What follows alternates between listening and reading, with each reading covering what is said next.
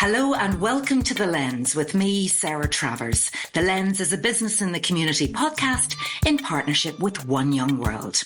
Now let me introduce our guests today. They are Martin O'Kane, who's the vice chairman of a construction company, Heron Brothers, and Katie Harris, who's a talent attraction analyst at Visa. You're very welcome to the podcast. Now in this episode, we're going to be exploring workplace culture and the challenges that two very different businesses are facing in attracting and retaining talented staff, along with the opportunities and benefits that come when organisations put a strong emphasis on their people. To find out, let's get into the conversation. Martin, Katie, welcome to The Lens. So Martin, I'd love to start with you. Tell us a little bit about your career journey to date. Thank you very much for the opportunity to come onto the podcast. Yes, I'm the Vice Chairman of Heron Brothers for the last couple of years, but I started 30 years ago. I'm originally from Limavady. Although I was always interested in construction and design, I always had a flavour for finance and how much something cost. So from as soon as I knew that there was somebody in construction that looked after finance, I wanted to be a quantity surveyor. And I've been working in construction since I was 15 in building sites in Ireland and in England. And then I completed my placement year in England, and then I'd done 2 years in Coleraine as a quantity surveyor, and then my career in Heron Brothers. I started there in the 1st of February 1994. I became a director in August 99. I took over as head of construction in 2006. And I was made vice chairman in 2022, which coincided with my taking up the role as president of the Construction Employers Federation. For those of us who don't know about the Northern Irish construction company, Heron Brothers, can you tell us a bit about that? Yeah, it's a fabulous business. It was started 68 years ago by three brothers originally. Two of them in their very early 20s, Stan and John, who worked out in the construction sites, and then Michael, who probably was about 15 when he started working in the business, and he ran the office, and they had a small builder's yard and shop. So he became the overall boss of the business. We reckon when he was 17, he probably had priced and managed a contract in today's money, which would be worth about £40 million. So when the other younger brothers became of age, they also joined the business. So today there's only two Heron family members on the board of all the different companies. We operate now in Northern Ireland, Republic of Ireland, Scotland, England. We have property interests in Portugal and France, and we have a development site in Poland. And last year we had sales of over £200 million. How many people do you employ now as well?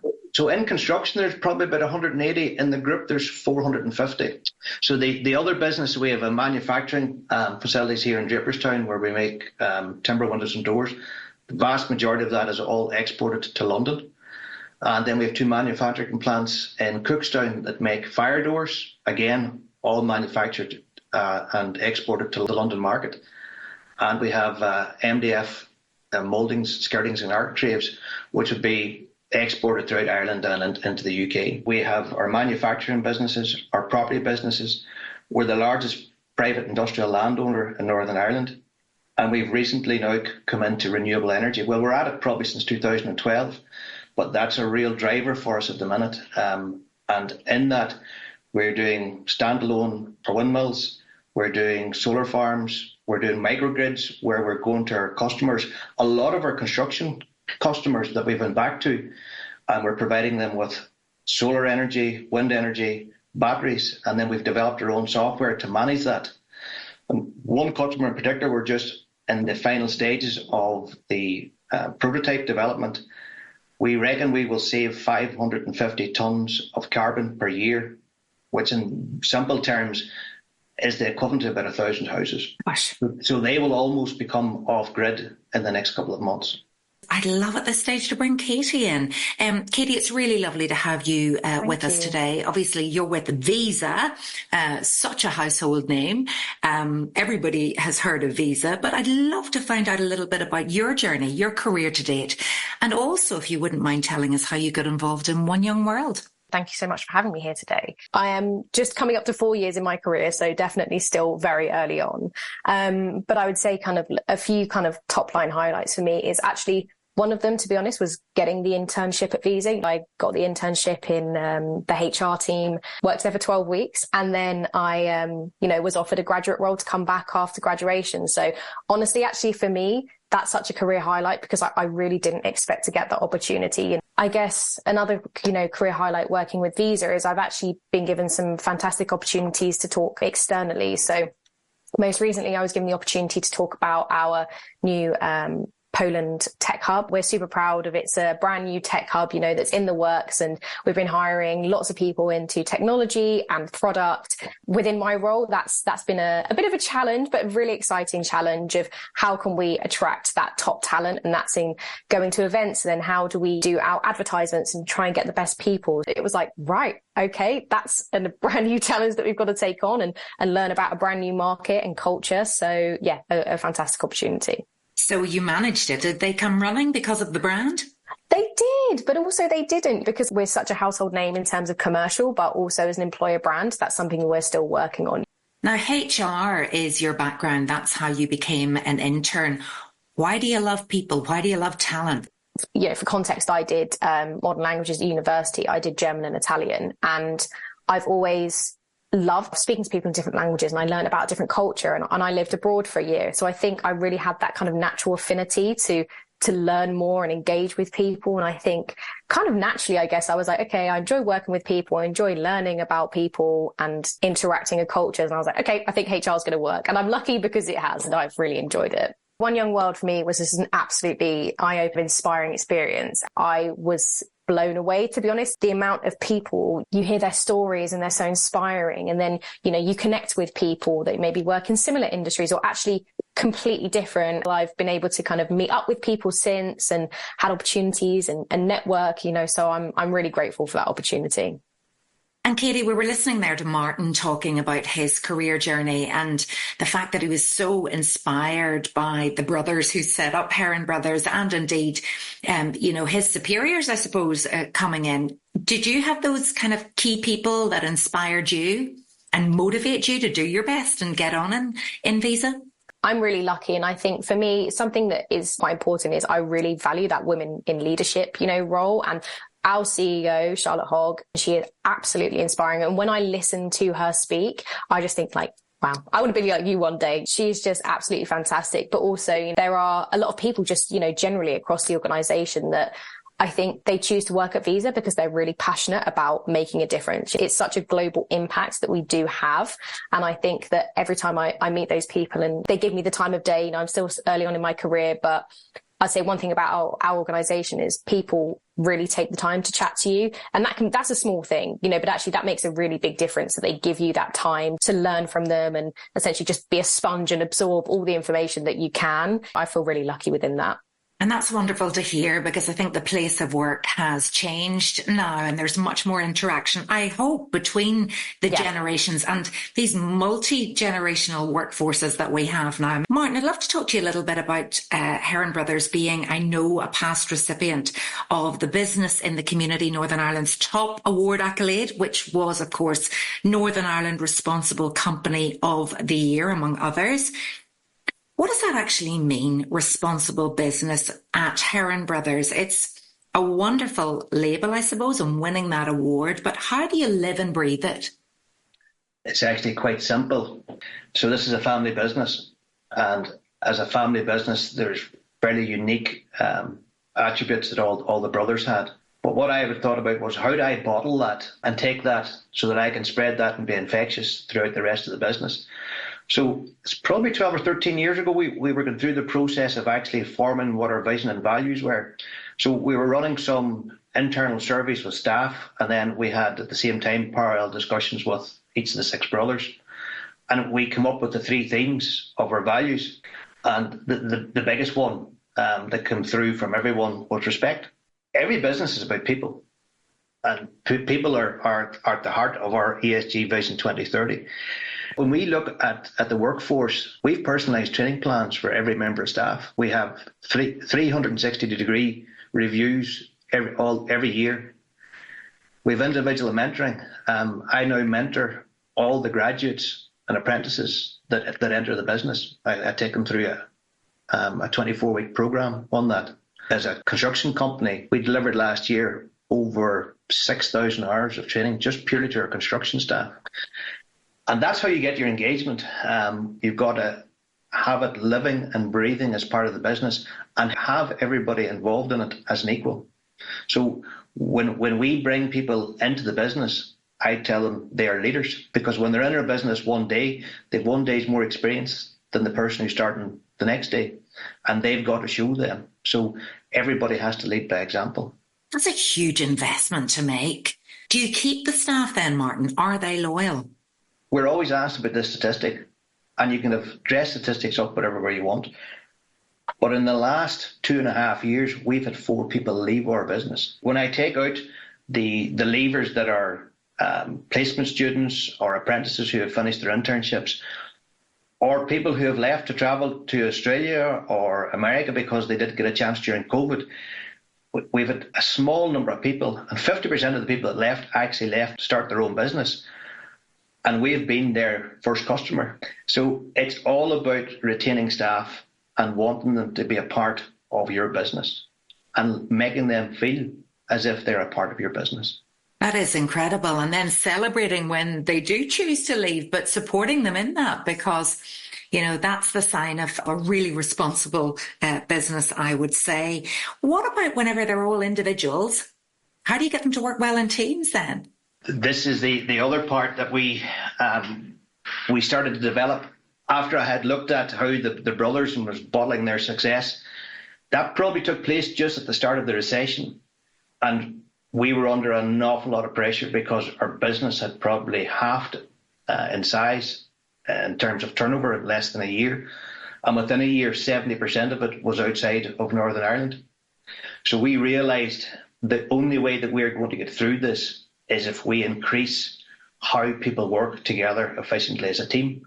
So we started the process called Insights Profiling. So it's all about personality profiles. And everybody, we used to leave it maybe a year before people joined, but now when you join, you get your personality profile completed, you get your feedback. And we analyse everybody's personality profile. And when we're forming teams, we look at the personality profiles that are going into that team, and we move people around from different teams to balance the profiles so that we get the optimum performance out of the team. And key to that is actually having a happy team.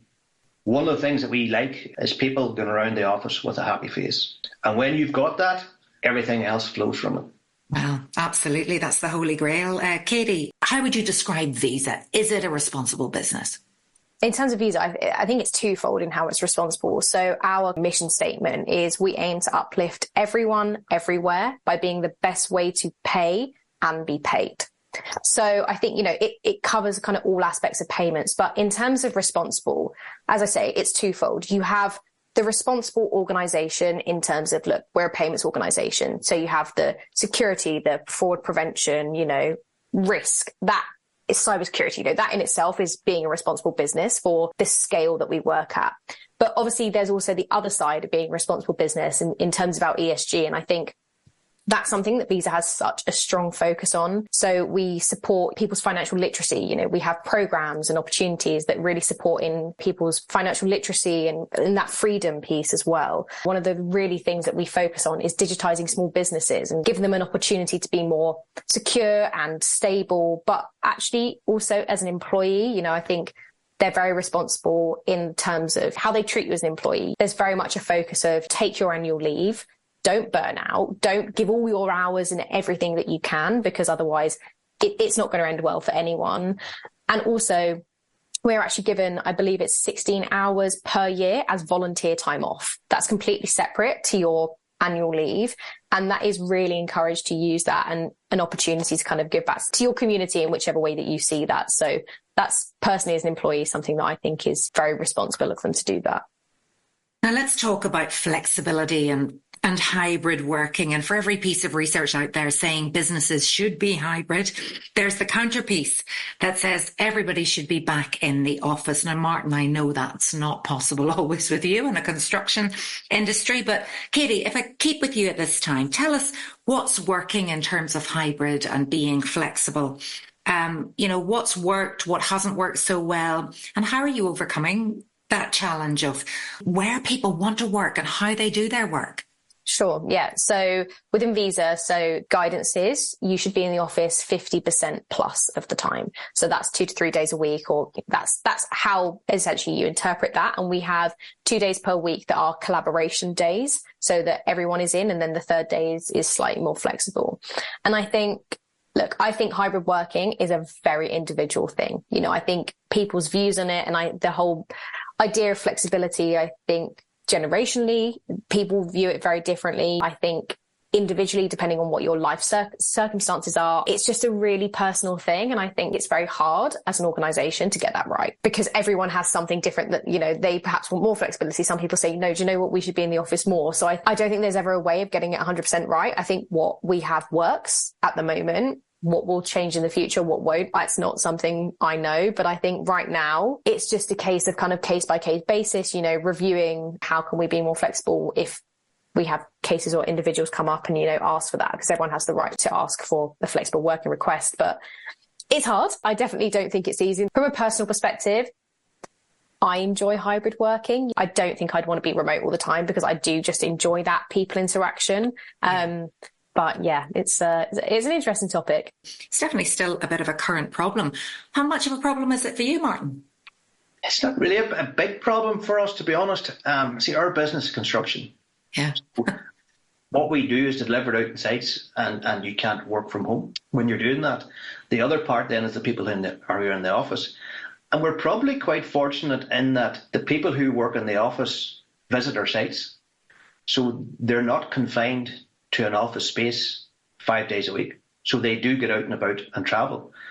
But one of the big things that we had been grappling with for years was inequalities between the construction site and the office, or what the office staff saw between the office staff and the construction site. So we've been trying to level that up for a long time. And we came to the conclusion, with a lot of feedback from staff, that actually having people in the office on a more permanent basis works better for our business because we do work in teams. We run the mentoring program, not just from when people arrive in the business, but everybody that comes into the business is allocated a senior member of staff to be with. So our office is all cellular. So we have 2 or 3 people in an office, a couple of senior people and a couple of junior people. So they're trained and mentored face to face all of the time. And that really, we feel, works for us. And we do offer hybrid working in that people can work from home a day a week. The vast majority of people who are offered it don't actually take it up. We encourage everybody to be sensible, because if you're travelling to a site and you live 10 minutes from the site, there's no point travelling an hour to Draperstown to work for 3 hours and then travel back to the site again. So we encourage people to be sensible about their travel. Yeah, I'd love to talk to you a little bit about that. So do you still find it easy to attract people into the construction industry? Because it's long hours, a lot of travel, as you said, maybe not so much as in the past. And what about women in construction as well? Is it becoming more of an attractive place, or is it still very much the type of job that it excludes women? It's difficult on families. There probably are long hours, particularly out in the sites when you're coming towards the end of a project. And we've been trying very hard to now manage all our programs so that we're not galloping over the finish line at the end, so that we have a more structured approach to the business and trying to balance out those long hours. Women in construction is a big issue, because if you don't have women in construction, what you're automatically doing is turning your back to 50% of the potential workforce. So we at this stage, I think, have about 23% of our workforce are female, and we're working very hard to increase that. I'm involved in another company through the Construction Employers Federation, Construction Futures, and that's one of the things that we have been trying to attract, is that we need to attract talent from everywhere, and we must do that to be sustainable in construction going forward.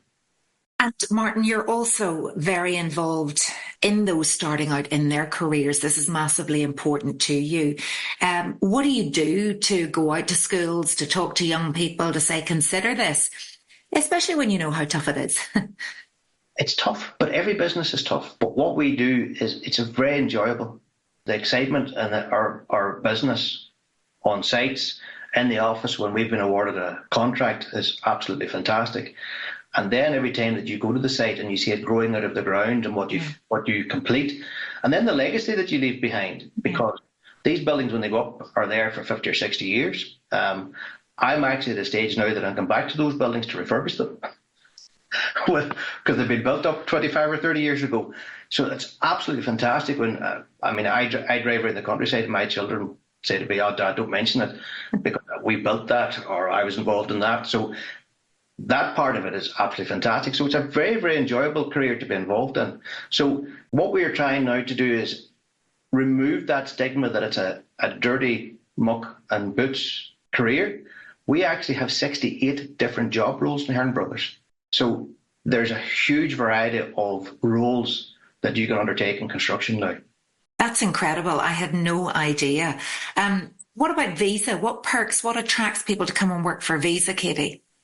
Yeah, I think this is an interesting question because I think as well, it really, something that we find working in talent attraction is that messaging really depends on what audiences, what personas you're speaking to. I think actually one of the things that attracts people most about coming to Visa is the globality of the company. I really enjoy getting to work with people from so many different backgrounds, cultures, across time zones. And with it being so global, I think it's the impact that you can have.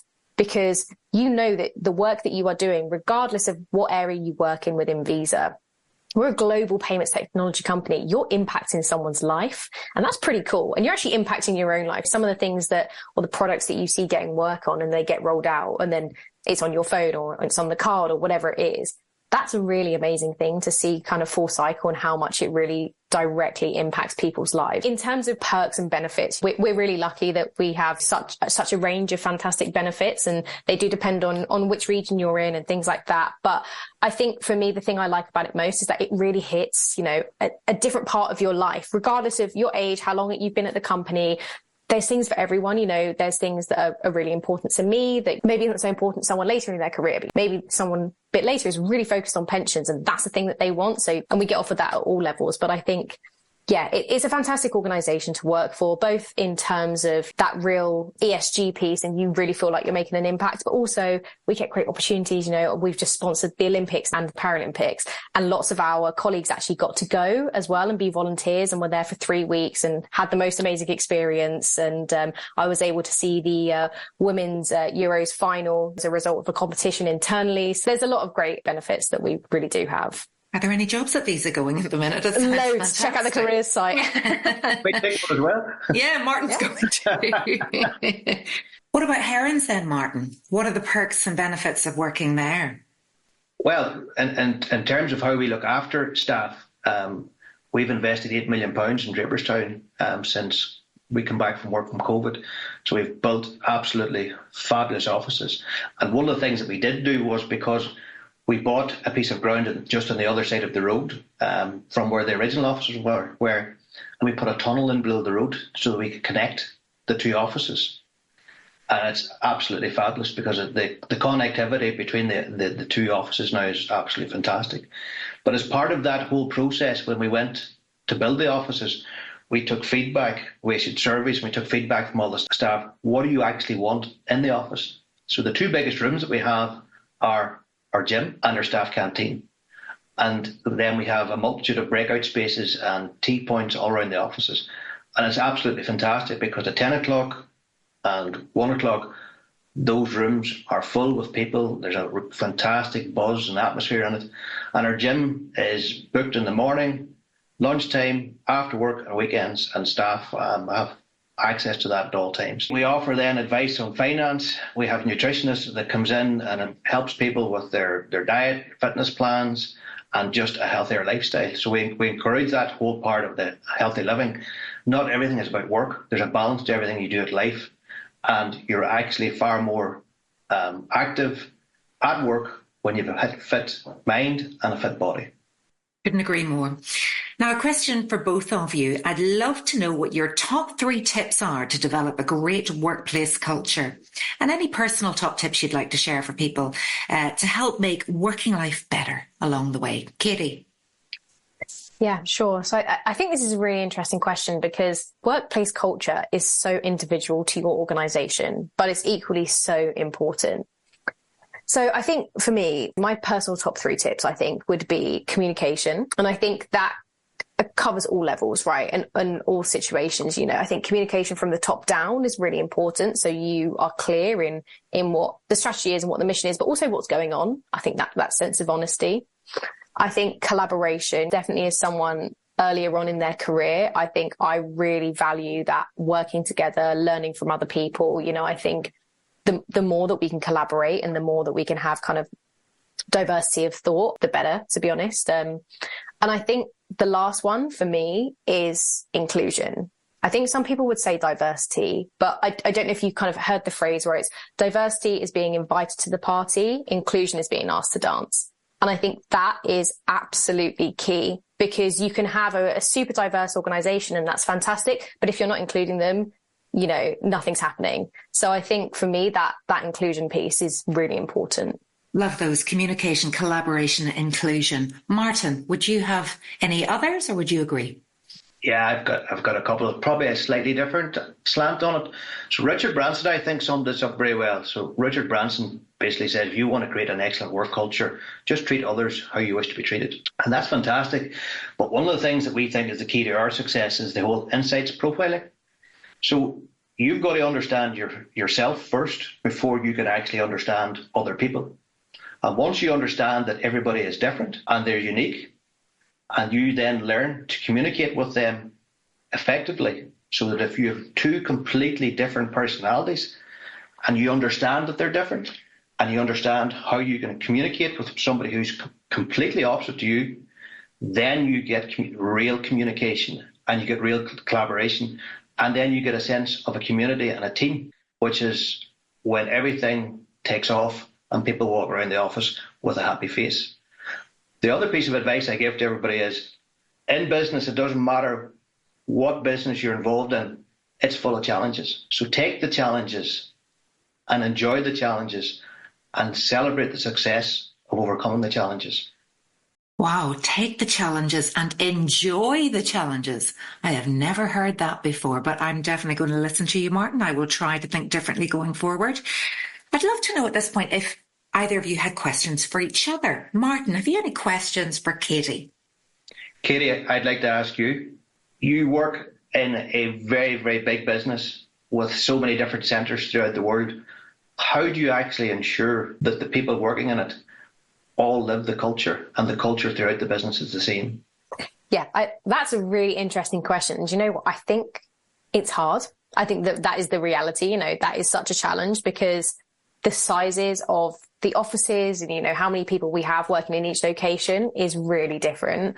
I would say that one thing, that Visa does quite well, we have 26,000 plus people. I think realistically, it's probably not possible for every single person to have that kind of same experience. But I would say that one thing, we're a global first organization. We're headed out of San Francisco, North America.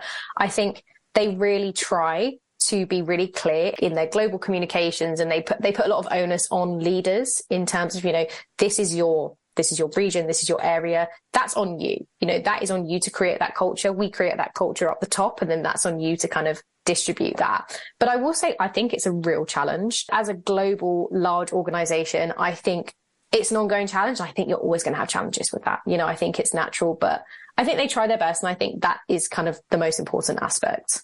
Katie, would you like to ask Martin a question?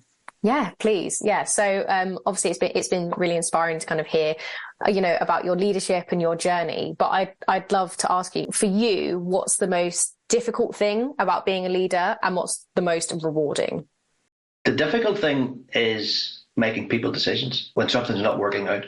The most rewarding part is actually seeing our completed buildings and seeing our staff being involved in those buildings, and seeing the staff when they come in as placement students, starting off as a junior engineer or a junior surveyor, within a relatively short period of time, having key roles in these projects, which are now very large and very complex, and me not actually being physically involved in the contracts, but knowing that my fingerprints are over the contracts in terms of the people that we have trained and mentored and developed to deliver fantastic contracts. So I take a great kick out of seeing our finished products now and having a very, very happy workforce.